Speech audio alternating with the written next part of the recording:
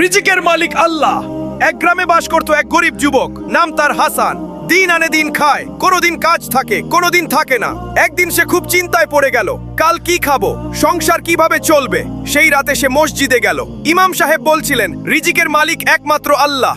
যে তার উপর ভরসা করে, আল্লাহ তার জন্য অপ্রত্যাশিত জায়গা থেকে রিজিকের ব্যবস্থা করে দেন। হাসানের মনে গভীরভাবে কথাটা বসে গেল। পরদিন সে ঠিক করলো, চিন্তা না করে চেষ্টা করবে আর আল্লাহর উপর ভরসা রাখবে।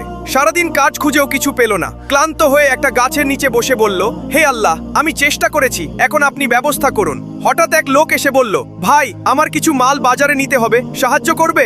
হাসান রাজি হলো। কাজ শেষে লোকটি তাকে ভালো মজুরি দিল, যা দিয়ে তার কয়েকদিনের খরচ চলে যাবে। হাসানের চোখে পানি চলে এলো। সে বুঝে গেল, মানুষ পরিকল্পনা করে, কিন্তু রিজিকের ফয়সালা করেন আল্লাহ। ভাই, কখনো রিজিক নিয়ে বেশি চিন্তা করবেন না। আপনি হালাল পথে চেষ্টা করুন আর ভরসা রাখুন আল্লাহর উপর, কারণ তিনি কখনো তার বান্দাকে নিরাশ করেন না।